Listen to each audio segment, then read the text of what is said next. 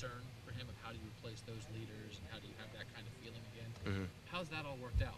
It's definitely worked out for the best for us. We have awesome leaders on our team, and we got certain leaders within each position group and certain leaders throughout the team, whether they're on the field 70 plays a game or they're on the field 12.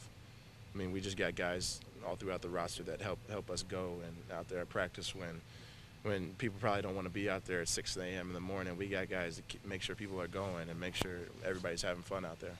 Evan, I know you guys don't focus on the winning streak or whatever, but in 100 and whatever years of playing Ohio State football, 22 games is the longest winning streak. Mm-hmm. And you have a chance to do that this weekend. Does that resonate with you at all? Yeah, I mean, this is the first time I've heard it, but yeah, it's really cool to be a part of history like that, and to have to contribute the way that we have to that record. I mean, like I said, that's the first time I've heard of it, but it's pretty cool.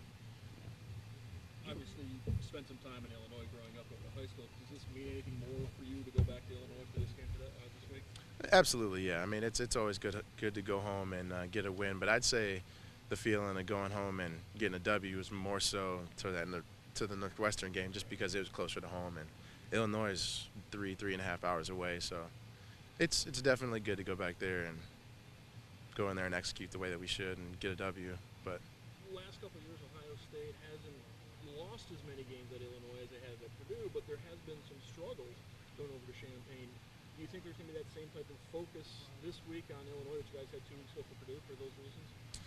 yeah, absolutely. I mean, from here on out, we know that we gotta execute, we gotta fly around, and we gotta be the best that we can be each week. Regardless of who we're playing, we know that we got to go out there and handle our business at 100%. And there's no other result that we can get from each other. It seems like Illinois' offense is playing pretty well, but the defense is what certainly what Coach Meyer calls a little bit suspect. Have you seen a lot of film on Illinois at this point? What have you seen defensively that maybe you guys can exploit?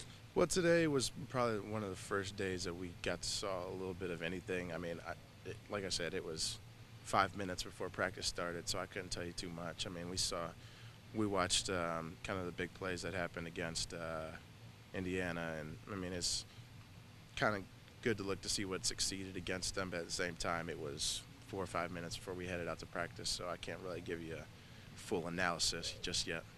You guys certainly handled your business well coming off your first bye week. Does it have the same sort of feel going into this one now?